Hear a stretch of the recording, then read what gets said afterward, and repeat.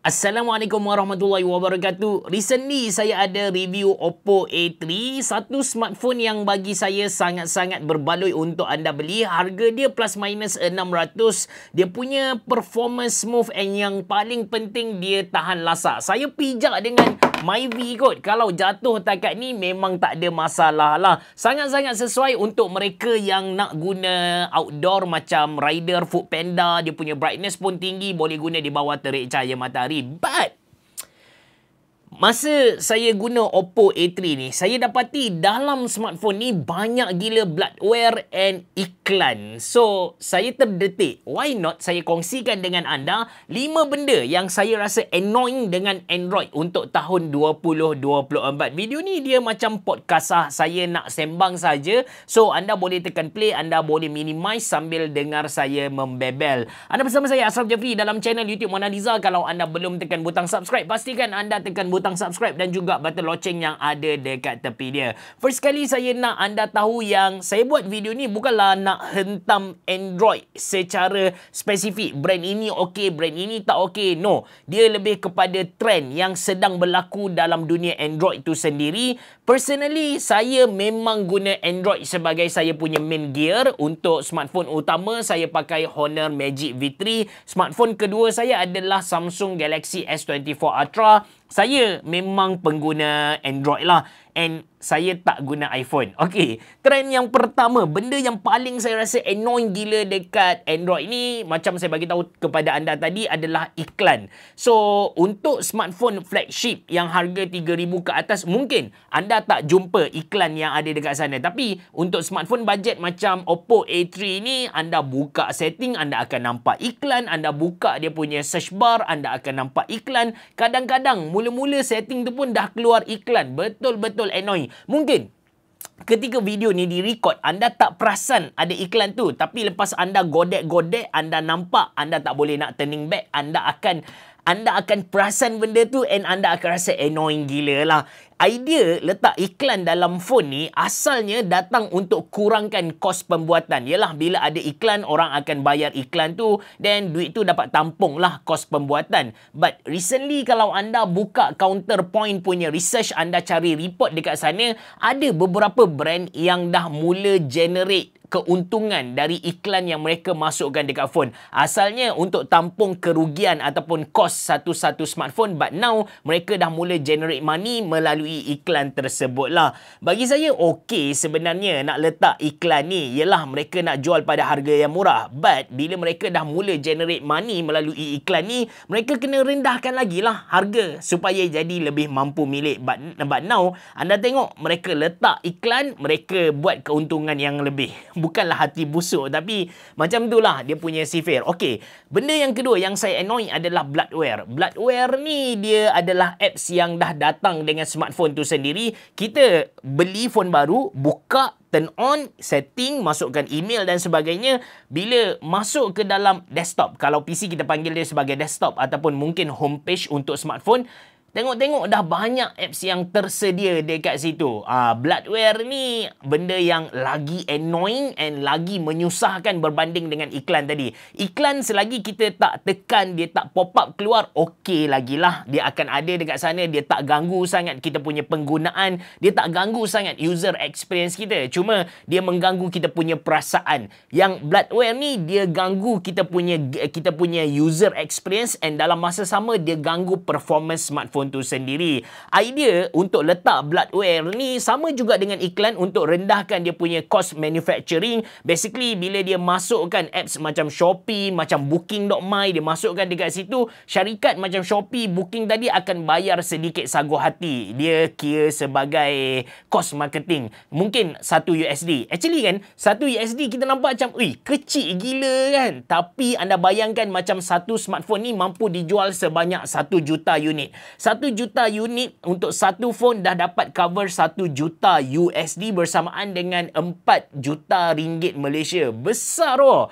Lain kalau saya ada buat sedikit carian guna Perplexity AI untuk kita buat research ni, based on apa yang data yang dijumpai oleh Perplexity 2021 untuk kita kata entry level Android smartphone yang harga bawah RM1,000 Malaysia, average bloatware yang ada adalah 30 apps. So, 30 apps anda kali dengan 1 USD kali dengan 1 juta. Gila bosku. Memang kau-kau lah buat duit. That's why phone Android ni kita nampak setiap bulan keluarkan yang baru sebab mereka punya cost manufacturing boleh kata kosong. Awesome gila cara mereka buat ni. And sebenarnya idea bloatware ni bukanlah idea baru and bukanlah datang dari China pun. Kalau kita tengok sebenarnya dia dah lama dipraktik dekat US, dekat laptop sebagai contoh, dekat laptop Dell, dekat laptop HP. Mereka kalau kita beli laptop ni dia dah datang dengan antivirus percuma selama 1 bulan. Norton antivirus ataupun McAfee antivirus. Anda ingat Dell ataupun HP dia nak install suka-suka ke masuk dalam dia punya laptop? Nak susahkan pekerja dia untuk install apps dan sebagainya. Of course tak. Dekat situlah mereka dapat tampung sedikit kos pembuatan ataupun mereka dapat generate sedikit duit lah. The same thing apa yang company-company China ni tiru tapi secara lebih besar-besaran, gerila orang kata. Kalau HP Dell mungkin ada dalam 3-4 apps sahaja, tapi anda tengok smartphone dari China ni sekali masuk kan 30 apps. And kenapa bloatware ni bahaya? Sebab yang pertama dia akan ganggu storage kita. Kemungkinan bloatware ni makan sampai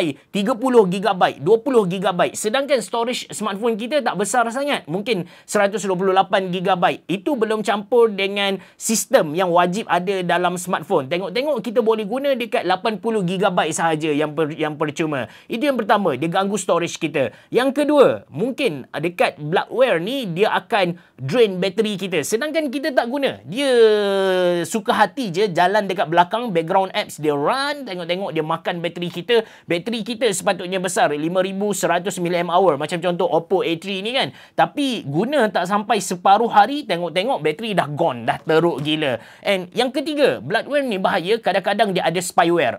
Kita punya data dia ambil, kadang-kadang kita punya privacy, dia punya kamera tiba-tiba terbuka sendiri. That's why bila anda beli smartphone, perkara pertama yang anda kena buat adalah uninstall semua bloatware yang ada. Macam mana kita nak tahu bloatware ni?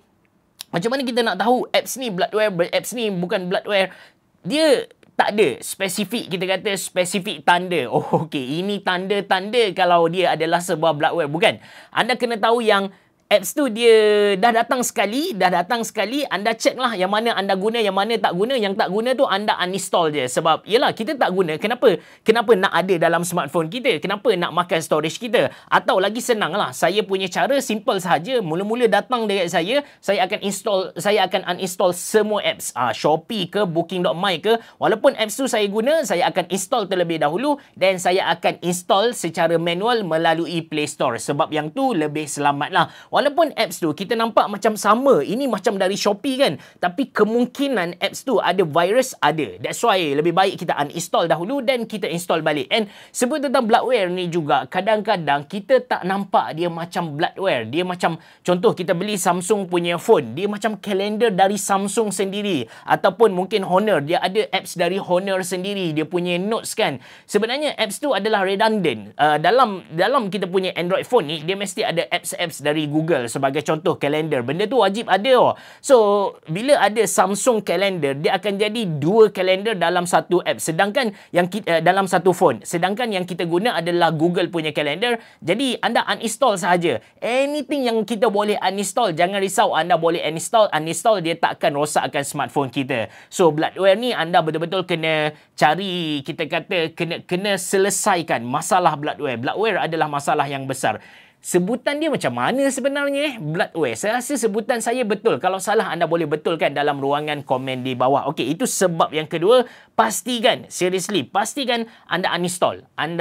Okey, sebab yang ketiga yang saya annoying gila dengan trend smartphone sekarang adalah dia makin copy iPhone. Dia macam untuk dia tak tahu kenapa dia nak copy iPhone. Kita tahu yang iPhone antara kita kata kalau susun smartphone dia top one lah.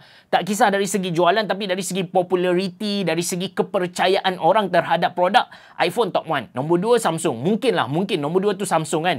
Cuma tak perlulah kita nak follow iPhone punya step selangkah demi selangkah. Bukan takat produk itself mereka tiru. Kalau anda teliti balik sejarah cara pelancaran produk tu pun mereka copy satu persatu. Dulu company-company China macam Huawei ke kan, dia punya CEO duduk dalam bilik utama je, bilik office, relax, goyang kaki kan. But then bila dia tengok Steve Jobs launch produk, dia pun turun padan, dia pun launch produk. Dulu pakai coat smart-smart, tuxedo bagai. Tengok Steve Jobs dia pakai baju santai casual, dia pun pakai santai casual. Dulu dia buat launch produk dalam bahasa Cina. No, sekarang bahasa English. Mula-mula Huawei CEO, dia launch dia punya produk, saya lupa model apa, dia punya English teruk gila, orang menganjing. Apalah CEO Huawei ni cakap kan. Latest kalau anda tengok dia punya English tu dah fluent, lagi lancar dari kita. So, nampak dia follow step by step. Bukan setakat produk, tapi dia punya pelancaran, dia punya cara iPhone, dia memang jadikan Apple sebagai dia punya business apa kita kata idola lah. Dan dalam pelancaran tu sendiri kita boleh tengok perbandingan yang mereka buat. Mereka tak tengok Samsung. Walaupun kita kata Tyco, gergasi dalam Android ini adalah Samsung. Mereka tak tengok Samsung ataupun mereka tak tengok Google Pixel. Google Pixel adalah kita kata origin kepada Android itu sendiri kan. No, mereka tak tengok. Mereka tengok iPhone juga. Samsung dia tengok iPhone ataupun Honor dia bandingkan dengan iPhone. Anything dia bandingkan dengan iPhone. Masa Honor Magic V3 ni dilancarkan, apa yang mereka nak cuba sampaikan dengan Honor Magic V3 ni adalah dia punya size lagi nipis dari iPhone. And yes, memang dia punya size lagi nipis dari iPhone. The point is, mereka nak bandingkan dengan iPhone. Samsung, dia selalu ejek iPhone. Masa iPhone keluarkan iPhone berapa, saya tak ingat, dia ada notch dekat atas. Samsung keluarkan iklan. Dia ambil gambaran pekerja-pekerja dalam Apple Store, rambut dia macam ni sikit.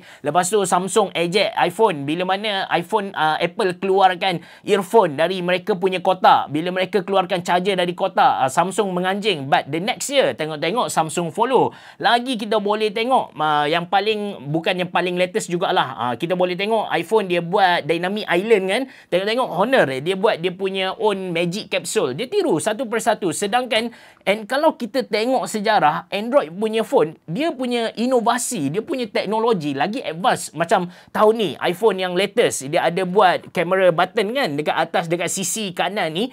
Sedangkan benda ni Sony dah buat lama dah. Cuma dia tak jadi bising lah bila iPhone tak buat, bila Apple tak buat kan. Kalau brand-brand Android ni dia fokus kepada dia punya own teknologi, saya tak nafikan dia akan ambil masa sedikit lama berbanding dengan iPhone untuk educate orang, untuk bagi exposure, untuk orang tahu feature ni. But trust me, dia akan bina tribe yang sangat-sangat kita kata setia lah. Macam saya kan, saya pakai Samsung Galaxy S24 Ultra, saya punya main phone sebelum ni. Sekarang pun saya punya second phone. Saya takkan jual sebab saya memang suka dengan Samsung punya produk. Cuma saya berpindah kepada Fold sebab saya suka kepada Fold phone. Telefon boleh lipat. Samsung punya One UI adalah sebab utama kenapa saya kekal dengan Samsung. Saya dah pindah kepada banyak brand. Saya pindah kepada Oppo, kepada Google Pixel. Walaupun kita kata Android itu datang dari Google sendiri kan. Saya pindah banyak phone dan saya kembali kepada Samsung disebabkan One UI dia. Bukan saya saja, ramai kawan-kawan di sekeliling saya yang kekal dengan Samsung disebabkan One UI dia. Bila mana brand Android dia fokus kepada satu feature tu, orang akan terima. Tak perlu pun nak follow iPhone. Kita boleh nampak teknologi yang ada dekat Android sebenarnya sangat-sangat advance berbanding dengan iPhone. Yang saya kelakar gila dengan iPhone latest ni kan, bila kita record kita boleh pause. Itu iPhone yang latest. Android ada benda ni lama gila dah 10 tahun dah.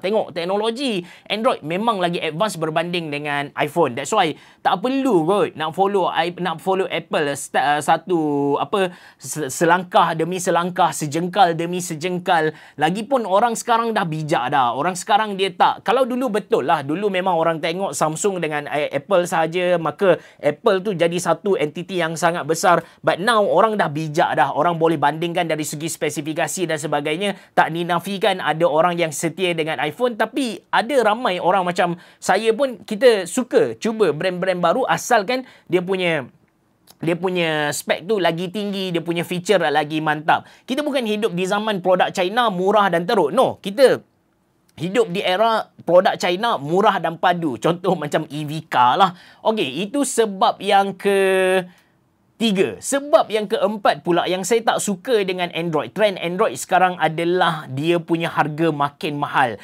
Dulu orang suka kepada Android phone ni sebab murah. Saya ingat lagi 2013 saya masuk ke Mona Lisa. 2013 saya masuk ke Mona Lisa. Saya pengguna iPhone. At that time saya memang guna iPhone. Saya start pakai iPhone ni daripada iPhone 3G lagi. iPhone 3G. Then saya pindah kepada iPhone 4.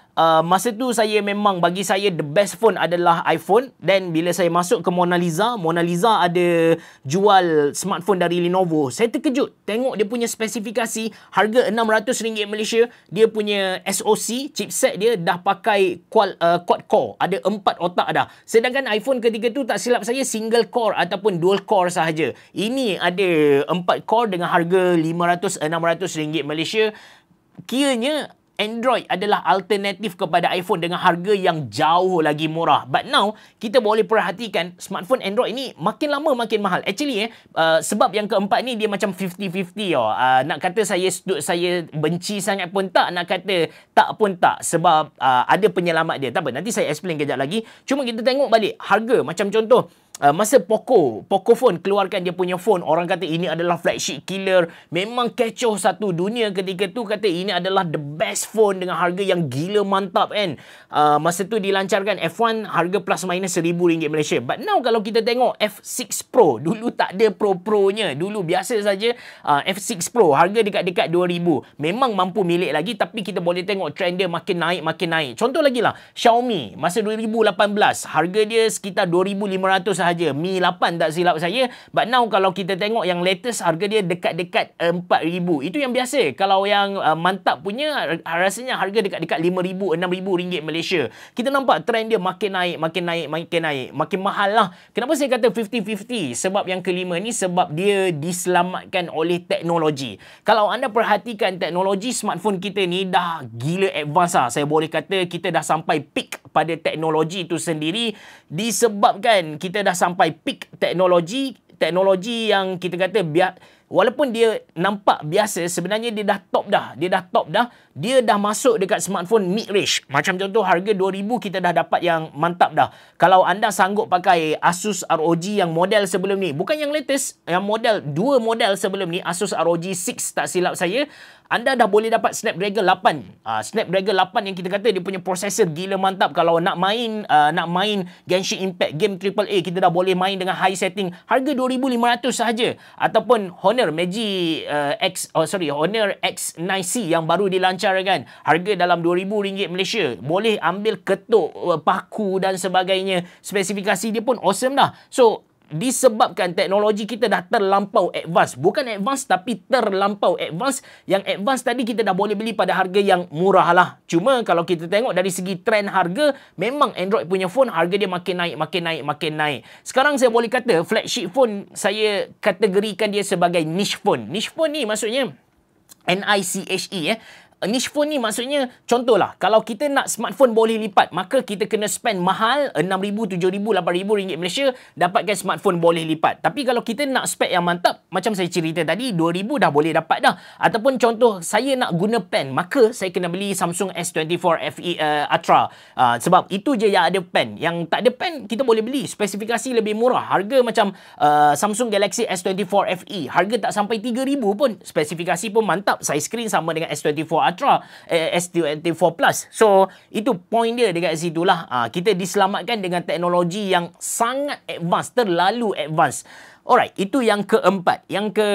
But anda boleh perhatikan trend. Anda boleh tanya ChatGPT, anda boleh tanya Perplexity, anda suruh senaraikan harga, even harga contoh harga Samsung S series pun dari 2018 ataupun dari 2015 sampai sekarang anda boleh nampak trend dia makin naik ataupun makin mahal. Okey, itu yang keempat. Yang kelima, apa yang saya rasa annoying sangat dengan Android phone untuk 2024 adalah terlalu kerap keluar model baru. Untuk dia punya flagship model, tak apalah. Yang tu memang setahun sekali saja kan. Tapi yang saya nak sembang ni, yang entry level dengan mid range, kadang-kadang, bayangkan saya ni tech reviewer. Saya review smartphone. Kadang-kadang saya dapat phone tu lagi awal dari dijual dalam pasaran kita. Saya sendiri pun kalau anda tanya saya, apakah smartphone Realme yang paling latest? Saya tak boleh jawab. Saya tak ingat. Terlampau banyak masuk dalam saya punya studio ni. Kalau belah perkedai, saya pun ada jual smartphone Realme. Sebelum ni lah cerita sebelum PKP. Saya pernah jual, ataupun masa PKP kot, saya pernah jual smartphone Realme. Biasa smartphone latest ni, kalau anda perasan dia punya trend jualan, first 1-2 minggu dia akan pre-order dahulu. Dia akan pre-order dahulu. Kalau kita nak beli, kita kena pergi dekat mereka punya website ataupun mereka punya Shopee, beli dekat sana. So pre-order tu mungkin ambil masa dalam 2 minggu. So lepas 2 minggu barulah kedai-kedai dapat jual. Kedai baru nak bina momentum jual ni, baru kita kata 2-3 minggu sahaja tengok Realme ataupun brand-brand ni dia announce dia akan keluarkan model baru. Bila dia announce nak keluarkan model baru, pengguna takkan nak beli model lama. Rugilah kan. So model baru nak keluar. So apa yang jadi dengan pekedai-pekedai ni, termasuk dengan saya, kita terpaksa buang harga lah. Kita buang harga. Untung rugi cerita kedua, yang penting kita dapat cash, kita dapat rolling, kita dapat bayar gaji pekerja, sewa kedai dan sebagainya.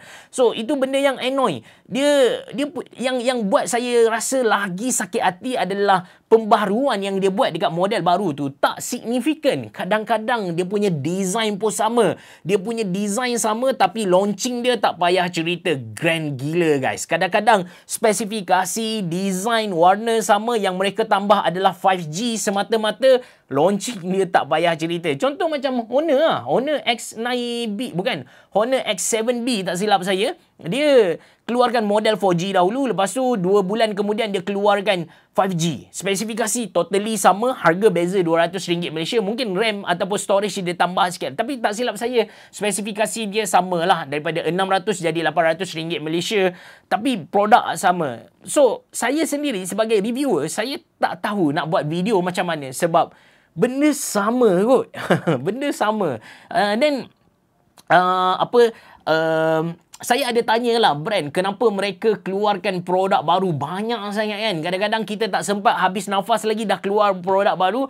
Jawapan mereka adalah, ini adalah kaedah marketing baru mereka. Kaedah marketing baru. Bila mereka buat event besar-besaran, mereka panggil media, mereka panggil tech reviewer, TikToker, YouTuber. So, golongan-golongan ni, including saya, kita akan buat video, kita akan hebahkan produk mereka kepada masyarakat, dan ketika tu nama mereka akan sentiasa segarah, nama mereka akan keluar, and orang akan tetap beli. Kalau dulu mereka spend gila-gila dekat TV, yalah TV sekarang orang dah tak tengok sangat kan. Mereka spend gila-gila dekat TV, mereka spend gila-gila dekat anugerah, tapi tak ada ROI. So mereka tukar kaedah marketing dengan cara keluarkan produk baru. Produk baru macam saya cerita tadi lah, tak ada improvement yang signifikan pun. Plus, macam saya cerita di awal video, point nombor 1, nombor 2, sebenarnya mereka nak buat produk tu pun kos tak mahal sangat. Ada yang kita kata zero bila tambah dengan bloatware yang banyak macam Oppo A3 ni. Saya tak pastilah kos dia berapa. Cuma saya nak cerita bloatware dalam ni banyak gila. So, mereka punya kos kosong, mereka hanya bayar marketing dan mereka dapat duit. Saya pernah sembang dengan orang Huawei, orang atasan Huawei. Dia masa tu Huawei lancarkan Pura. Kira latest lah Pura kan, Huawei Pura. Dia kata Huawei Pura sebelum dijual dekat kedai secara rasmi, dah dapat pre-order sebanyak dekat-dekat 1,000 lah. Actually dekat-dekat 1,000 tak banyak kuantiti. 1,000 phone satu Malaysia, tak banyak. And mereka kata disebabkan ni nampak promising, mereka spend 20 juta ringgit Malaysia untuk marketing. Bayangkan disebabkan 1,000 phone sahaja mereka berani untuk invest banyak gila. Dan actually Huawei Pura tak mampu terjual banyak pun. Memang sikit gila kot. So, Itu 5 sebab kenapa saya rasa annoying, rasa macam menjengkelkan. Dia bukanlah saya benci Android, no. Saya memang pengguna Android, saya puas hati. Bagi saya Android punya teknologi advance berbanding dengan iPhone latest. Bila saya review iPhone 16 Pro Max, saya tengok dia punya, saya buat perbandingan dengan Android. Bagi saya memang Android lagi mantap lah. Cuma ini trend yang bagi saya patut dihentikan lah. Patut dihentikan. Iklan pun kurangkan. Bloodware saya rasa macam tak perlu. But saya faham lah, dari perspektif bisnes benda ni tak dapat dielakkan. Tapi cubalah bagi satu win-win situation kepada pengguna, supaya pengguna dapat user experience, pengalaman guna yang shock, bukan yang kita kata annoying. Bila kita perasan ada iklan semua tu kan, kita rasa annoying. Mungkin anda tak setuju dengan saya, mungkin anda setuju. Nyatakan pendapat anda di ruangan komen. Ada 2 benda yang saya nak iklankan kepada anda. First kali, saya ada letak beberapa aksesori smartphone yang anda patut beli untuk tahun 2024. Ini antara favourite saya. Nanti anda tengok dalam ruangan description box below. And yang kedua, untuk makluman anda, saya ada beberapa restoran Jepun. Saya ada di Shah Alam, Setapak, Bangi dan juga Kota Baru. Nama Yakiniku, Samurai Yakiniku. Saya jual daging bakar ala-ala Jepun. Buffet murah, RM35. Anda dapat Yakiniku tadi. Shabu-shabu, anda dapat ayam bakar, kambing perap, salad, nasi Jepun, miso soup. Dengan harga RM35 Malaysia sahaja. So, kalau anda berada di Bangi, Kelantan, di Kota Baru, Setapak, Shah Alam, anda bolehlah singgah ke restoran saya. Tanda support saya. Beritahu yang anda tahu dari video Habis Cerah. InsyaAllah anda akan dapat senyuman. Detail saya letak dalam ruangan description box below. Terima kasih kerana menonton. Assalamualaikum warahmatullahi wabarakatuh. Biar jumpa lagi.